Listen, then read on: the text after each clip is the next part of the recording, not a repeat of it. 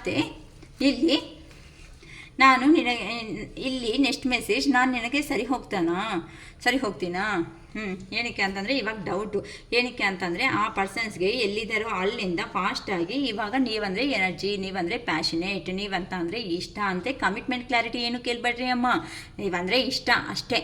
ಇಷ್ಟ ಅಂತ ಅಂದರೆ ಯಾವ ಥರ ಆದ್ರೂ ಆಗಿರ್ಬೋದು, ಅದು ನಿಮಗೆ ಯಾವ ಥರ ರೆಸಿಗ್ನೇಟ್ ಆಗುತ್ತೋ ಆ ಥರ ತಗೊಳ್ರಿ. ನೀವಂದರೆ ಇಷ್ಟ ಮಾತ್ರನೇ ಅಂತ ಅಂದರೆ ಕೆಲವೊಬ್ಬರು ಮಾತುಗಳು ಮಾತಾಡೋದ್ರಿಂದ ಕೆಲವೊಬ್ಬರು ತುಂಬ ಹ್ಯಾಪಿಯಾಗಿ ಫೀಲ್ ಆಗಿಬಿಟ್ಟು, ಕೆಲವೊಬ್ಬರು ಸೈಕೋಯಿಸ್ಟಿಗಳು ಇರ್ತಾರಮ್ಮ. ಏನು ಗೊತ್ತಾ, ಸೈಕೋಯಿಸಮ್ನವರು ಅವ್ರು ಏನೂ ಮಾಡಲ್ಲ, ಅವ್ರ ಕಡೆಯಿಂದ ₹1 ನೀವು ಎಕ್ಸ್ಪೆಕ್ಟ್ ಮಾಡಿ ಕೊಡಲ್ಲ. ನಮ್ಮ ಹತ್ರ ಇಲ್ಲ ಅಂತ ಮುಖದ ಮೇಲೆ ಡೈರೆಕ್ಟಾಗಿ ಹೇಳ್ತಾರೆ. ಅದೇ ನಿಮ್ಮ ಹತ್ರ ತಗೊಳೋದಕ್ಕೆ ಫಸ್ಟ್ ಯಾರ್ದಾದ್ರೂ ಹ್ಯಾಂಡ್ ಇದೆ ಅಂತ ಅಂದರೆ ಹಿಂಗೆ ಅಂತ ಅವ್ರ ಹ್ಯಾಂಡೇ ಇಟ್ಟಿರ್ತಾರೆ ಮುಂದೆ. ಆ ಥರ ಈಗೋಯಿಸಮ್ಸ್, ಓಕೆನಾ. ಇಂಥ ಪರ್ಸನ್ಸ್ಗೆ ಪಾಪ ಈಗ ನಾನು ನಿನ್ನ ಸರ್ಗೆ ಹೋಗ್ತೀನ. ಏನಕ್ಕೆ ಅಂತಂದರೆ ಇಷ್ಟು ದಿನ ನೀವು ಕೊಟ್ಟು ಚೆನ್ನಾಗಿ ಅಭ್ಯಾಸ ಮಾಡ್ಕೊಂಡ್ಬಿಟ್ಟಿದ್ದೀರಮ್ಮ. ಸೊ ನೀವು ಕೊಡೋ ಹ್ಯಾಂಡೇ ಬಿಟ್ಟು ತಗೊಳೋ ಹ್ಯಾಂಡ್ ಅಲ್ಲ ಅನಿಸ್ತಾ ಇದೆ. ಅದಕ್ಕೋಸ್ಕರ ಆ ಪರ್ಸನ್ಸ್ಗೆ ಡೌಟ್ ಬರ್ತಾ ಇದೆ. ಏನಕ್ಕೆ ಅಂತಂದರೆ ನಾನು ₹1 ನಾನು ಏ ಥರ ಅನ್ನೋದನ್ನು ನಿಮ್ಗೆ ಕೊಟ್ಟಿಲ್ಲ, ಎಮೋಷ್ನಲ್ ನೀಡ್ಸನ್ನ ಫುಲ್ಫಿಲ್ ಮಾಡಿಲ್ಲ, ಇಲ್ಲ ಪ್ರಾಬ್ಲಮ್ಸಲ್ಲಿ ನಾನು ನಿನ್ನ ಜೊತೆ ಅಲ್ಲಿ ಇಲ್ಲ, ಎಂಥದ್ದು ಇಲ್ಲ ಅಂತ ಅಂದರೆ ಇವಾಗ ನನ್ನ ನೀನು ಇಷ್ಟ ಅಂತ ಹೇಳಿದೀಯಾ. ಅದಕ್ಕೋಸ್ಕರ ಈ ಪರ್ಸನ್ಗೆ ಈಗ ದೂರ ಅನ್ನೋದು ಹೋದ್ಮೇಲೆ ಆ ಪರ್ಸನ್ಸ್ಗೆ ಸ್ವಲ್ಪ ಫೀಲಿಂಗ್ಸ್ ಅನ್ನೋದು ಸ್ಟಾರ್ಟ್ ಆಗ್ತಾ ಇದೆ. ನೀವು ಅಂತ ಅಂದರೆ ಎನರ್ಜಿಯಾಗಿ ಪ್ಯಾಷನೇಟ್ ಆಗಿ ನಿಮ್ಮ ಜೀವನದಲ್ಲಿ ಬರ್ತಾ ಇರೋದಕ್ಕೆ ಆ ಪರ್ಸನ್ಗೆ ಕೆಲವೊಂದು ಡೌಟ್ಸ್ ಅನ್ನೋದು ಬರ್ತಾ ಇದೆ ಅಂತ ಹೇಳ್ಬೋದು. ಅದಕ್ಕೋಸ್ಕರ ಆ ಪರ್ಸನ್ಸು ಹೊಸ ಐಡಿಯಾಸು, ಹೊಸ ಪ್ಲ್ಯಾನಿಂಗ್ಸ್ ಅನ್ನೋದು ಮಾಡ್ಕೊತಾ ಇದ್ದಾರೆ. ಹೆಂಗಾದರೂ ಸಮೇತ ಲೈಫ್ ಅನ್ನೋದು ನಿಮ್ಮ ಜೊತೆ ಅಲ್ಲಿದ್ರೇ ಚೆನ್ನಾಗಿರುತ್ತೆ. ಅದಕ್ಕೆ ಹೊಸ ಬಿಗಿನಿಂಗ್ ಅನ್ನೋದು ಮಾಡಬೇಕು ಅಂತ ನಿಮ್ಮ ಪರ್ಸನ್ಸ್ ಯಾರಿದ್ದಾರೋ ಅವರು ನಿಮ್ಮ ಜೀವನದಲ್ಲಿ ತುಂಬ ಯೋಚನೆಗಳು, ತುಂಬ ಪ್ಲ್ಯಾನಿಂಗ್ಸ್ ಅನ್ನೋದು ಮಾಡ್ಕೊತಾ ಬರ್ತಾ ಇರೋದಕ್ಕೆ ಇವಾಗ ಇಲ್ದಿರೋ ಡೌಟ್ಸ್ ಎಲ್ಲ ಕ್ರಿಯೇಟ್ ಆಗಿ ನಾನು ನಿನಗೆ ಸರಿ ಹೋಗ್ತೀನಾ ಅಂತ ಈ ಥರ ಮಾತಾಡ್ತಾ ಇದ್ದಾರೆ ನಿಮ್ಮ ಪರ್ಸನ್ಸ್. ಯಾರು ರೆಸಿಗ್ನೇಟ್ ಆಗುತ್ತೋ ನೋಡ್ಕೊಳ್ರಿಮ್ಮ. ನನ್ನ ಮುಂಜಾನೆ ದಿನ ನಿನ್ನ ನಗುವಿಂದಾನೇ ಸ್ಟಾರ್ಟ್ ಆಗುತ್ತೆ ಗೊತ್ತಾ. ಹೌದೌದು, ಸ್ಟಾರ್ಟಿಂಗ್ ಅಲ್ವಾ, ಅದಕ್ಕೆ ಇರುತ್ತೆ.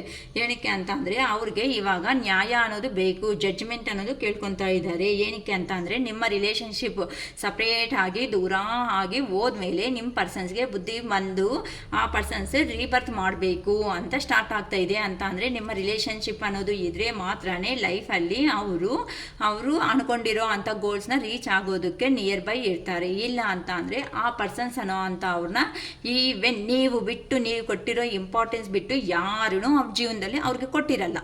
ಬೇಕಂದ್ರೆ ಥಿಂಕ್ ಮಾಡ್ಕೊಳ್ರಿ.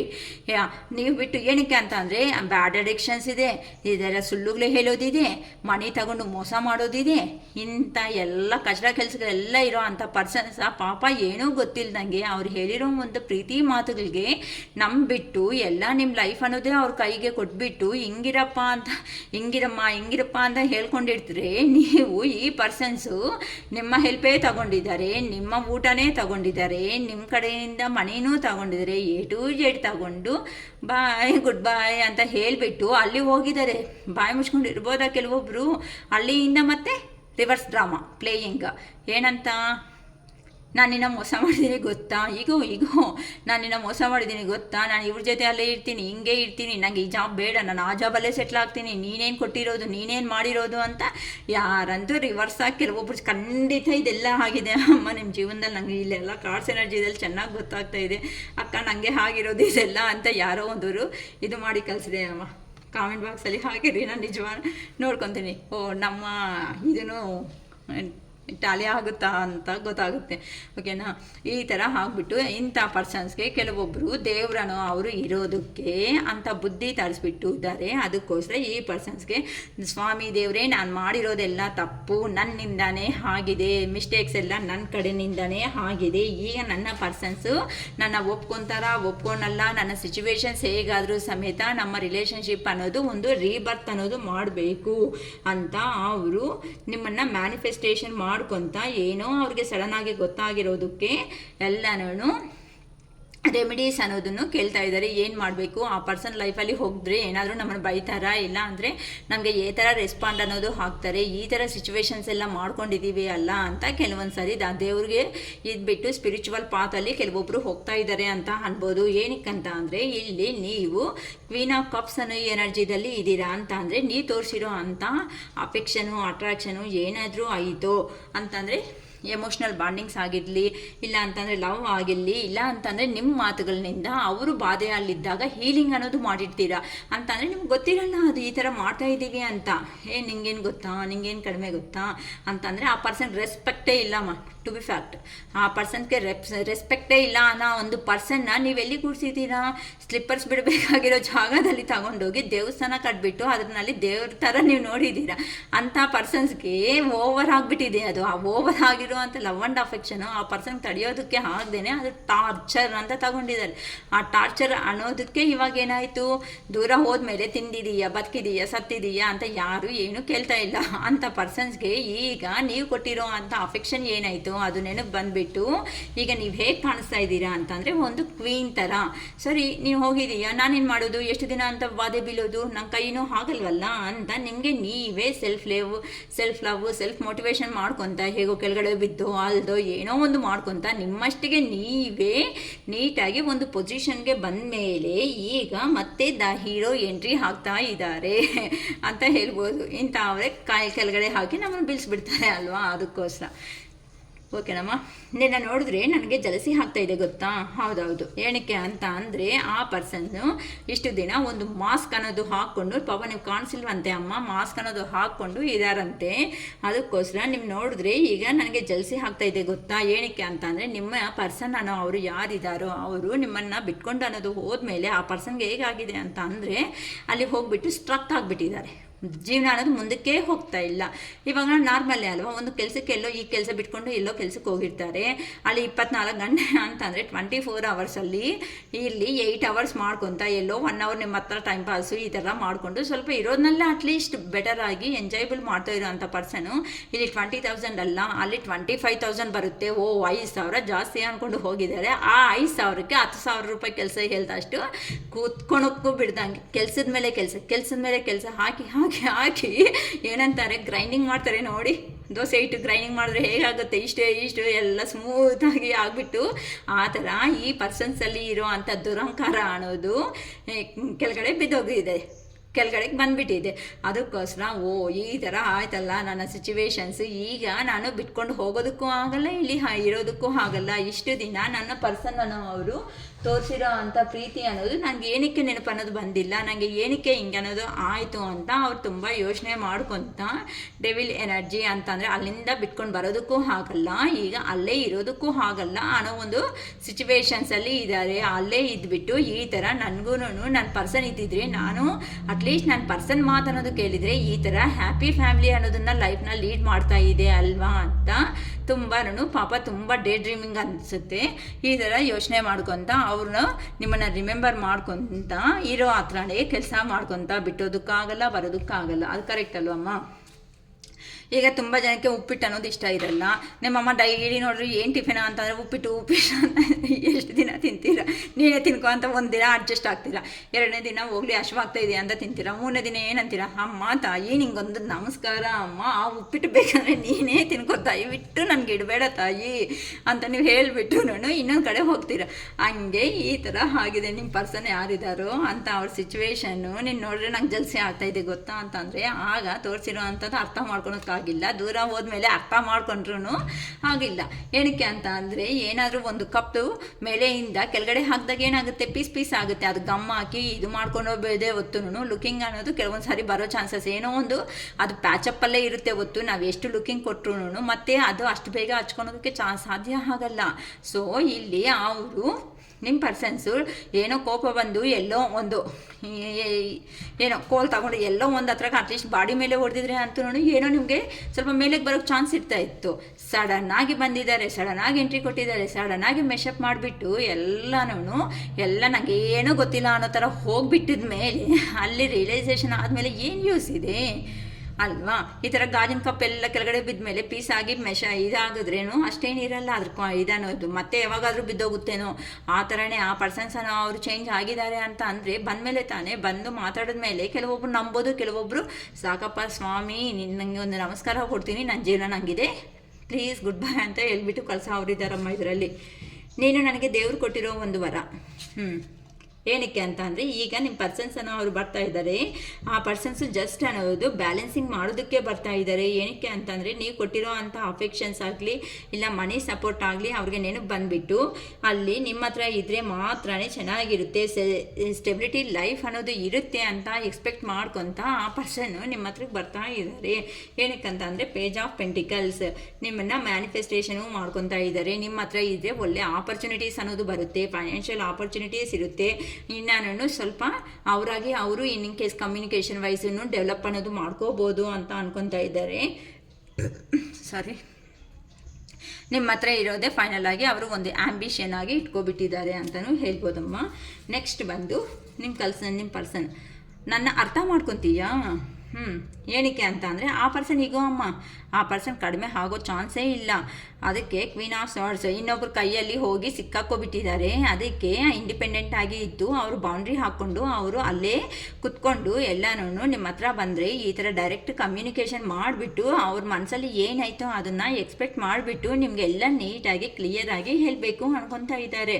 ಅದಕ್ಕೋಸ್ಕರ ನನ್ನ ಅರ್ಥ ಮಾಡ್ಕೊತೀಯಾ? ಏನಕ್ಕೆ ಅಂದರೆ ನಾನು ಇದೆಲ್ಲ ಮಾಡಿದ್ದೀನಲ್ವಾ, ನನಗೆ ಮೈಂಡಲ್ಲಿ ಇವೆಲ್ಲ ಯೋಚನೆಗಳಿದೆ. ಏನಕ್ಕೆ ಅಂತ ಅಂದರೆ ಇಲ್ಲಿ ನಿಮ್ಮ ಹತ್ರಕ್ಕೆ ಬಂದರೆ ಮಾತ್ರನೇ ಜೀವನ ಅನ್ನೋದು ಚೆನ್ನಾಗಿರುತ್ತೆ, ಲಕ್ಸುರಿ ಲೈಫ್ ಇರುತ್ತೆ, ಸ್ಟೆಬಿಲಿಟಿ ಲೈಫ್ ಲಾಂಗು ನಿಮ್ಮ ಕಮಿಟ್ಮೆಂಟ್ಸ್ ಅನ್ನೋದು ಕೊಡಬೇಕು, ಎಮೋಷ್ನಲ್ ಸ್ಟೆಬಿಲಿಟಿ ಅನ್ನೋದನ್ನ ಫುಲ್ಫಿಲ್ ಮಾಡ್ಕೋಬೋದು, ಲಕ್ಸುರಿ ಲೈಫ್ ಅನ್ನೋದು ಸಿಗುತ್ತೆ, ಸ್ಯಾಟಿಸ್ಫ್ಯಾಕ್ಷನ್ ಆಗುತ್ತೆ.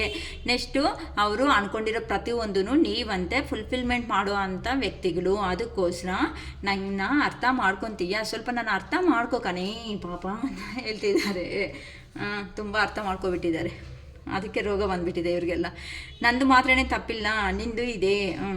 ಇಷ್ಟೊತ್ತಿಗೆ ನಾನು ಅರ್ಥ ಮಾಡ್ಕೊ ಅಂದ್ಬಿಟ್ರು. ಅಷ್ಟೊತ್ತಿಗೆ ಅದಕ್ಕೆ ಸ್ಟೆಬಿಲಿಟಿ ಮೈಂಡ್ ಇಲ್ಲ ಅಮ್ಮ ಆ ಪರ್ಸನ್ಗೆ. ಸ್ಟೆಬಿಲಿಟಿ ಮೈಂಡ್ ಪರ್ಸನೇ ಅಲ್ಲ. ಅದಕ್ಕೋಸ್ಕರ ಈಗ ಅವರು ನಂದು ಮಾತ್ರನೇ ತಪ್ಪಿಲ್ಲ, ನಿಂದು ಇದೆ ಅಂತ ಫೈನಲ್ ಆಗಿ ಕಲ್ಲ ಅಂತ ಒಪ್ಕೊಳಕ್ಕೆ ರೆಡಿ ಆಗಿಲ್ಲ. ಮತ್ತೆ ನೀವೇ ಕಲ್ಲರು ಅನ್ನೋ ಥರ ಪೋರ್ಟ್ರೇಟ್ ಮಾಡಿಬಿಡ್ತಾರೆ ಇದ್ದಾರೆ. ಅದಕ್ಕೋಸ್ಕರ ಆ ಪರ್ಸನು ಆ್ಯಕ್ಷನ್ ತಗೊಳೋದಕ್ಕೆ ರೆಡಿ ಆಗ್ತಾ ಇದ್ದಾರೆ. ನೀವು ಬೇಕು ಅಂತ ಮ್ಯಾನಿಫೆಸ್ಟೇಷನ್ ಮಾಡ್ಕೊತಾ ಇದ್ದಾರೆ ಅಂತ ಹೇಳ್ಬೋದು. ಅವರಲ್ಲಿ ಅವರು ಸೆಲ್ಫ್ ಕಾನ್ಫಿಡೆನ್ಸ್ ಅನ್ನೋದನ್ನು ಇನ್ಕ್ರೀಸ್ ಮಾಡ್ಕೊತಾ ಇದ್ದಾರೆ. ನೀಟಾಗಿ ಈ ಸಾರಿ ಬಂದು ಮಾತಾಡಿದ್ದೀರಾ ಅಂತ ಮಾತಾಡಿದ್ರೆ ಮಾತ್ರ ನೀಟಾಗಿ ಕ್ಲಾರಿಟಿಯಾಗಿ ಕುತ್ಕೊಂಡು ಅವರು ಎನರ್ಜಿ ಲೆವೆಲ್ಸ್ ಅನ್ನೋದನ್ನ ಜಾಸ್ತಿ ಮಾಡಿಕೊಂಡು ಬರಬೇಕು ಅಂತಲೇ ಡಿಸೈಡ್ ಆಗಿಬಿಟ್ಟಿದ್ದಾರೆ. ಅದಕ್ಕೆ ಕ್ರಿಯೇಟಿವ್ ಆಗಿ ಏನಾದರೂ ಯೋಚನೆ ಮಾಡ್ತಾ ಮುಂದಕ್ಕೆ ಹೋಗಬೇಕು.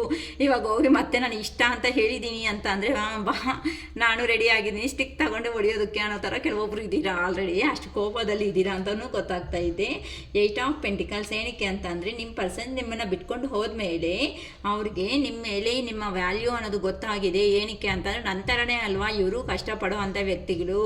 ಇಂಥದ್ದು ಇವರು ಮಾಡಿರೋ ಅಂಥ ಹೆಲ್ಪು, ಫೈನಾನ್ಷಿಯಲ್ ಹೆಲ್ಪ್ ಆಗಲಿ ಎಮೋಷ್ನಲ್ ಆಗಿ ಈ ಥರ ಮಾಡಿರೋ ಅಂಥ ಹೆಲ್ಪ್ ಅನ್ನೋದನ್ನು ಮರ್ತೋಗ್ಬಿಟ್ಟು ನನ್ನಷ್ಟೇ ನಾನು ಸ್ಟ್ರಾಂಗ್ ಡೆಸಿಷನ್ ಅನ್ನೋದು ತಗೋಬಿಟ್ಟೆ ಅಲ್ವಾ. ಇವಾಗ ನಂಗೆ ಏನಾಗ್ತಾ ಇದೆ, ಏನಕ್ಕೆ ಈ ಥರ ನಾನು ಹಾರ್ಡ್ ವರ್ಕ್ ಮಾಡ್ಕೊತ ಈವನ್ ಅವತ್ತು ಕೆಲವೊಬ್ಬರು ಜೀವನದಲ್ಲಿ ಹೇಗಿದೆ ಅಂತ ಅಂದರೆ ಅವತ್ತು ಸಂಪಾದನೆ ಮಾಡಿದ್ರೆ ಅವತ್ತು ಕಾಸು ಸಂಪಾದನೆ ಮಾಡಿಕೊಂಡ್ರೆ ಅವತ್ತು ಮಾತ್ರನೇ ನಡೆಯೋಗೋ ಥರನೂ ಕೆಲವೊಬ್ರು ಕಾಣಿಸ್ತಾ ಇದ್ದೀರಮ್ಮ ಇಲ್ಲಿ.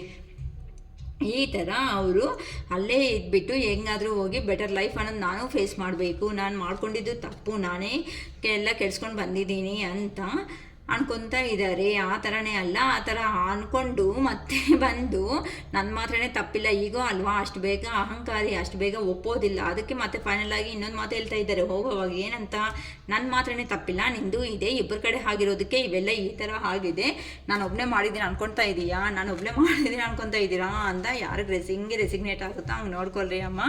Next bottom of the deck ಬಂದು ಫೈನಲ್ ಆಗಿ ನಿಮ್ಮ ಮೆಸೇಜ್ ನಿಮಗೆ ಬಂದಿರೋ ಅಂಥ ಮೆಸೇಜು, ನಿನ್ನ ದೂರ ಮಾಡ್ಕೊಂಡ್ಮೇಲೆ ನನ್ನ ಪರಿಸ್ಥಿತಿ ಚೆನ್ನಾಗಿಲ್ಲ.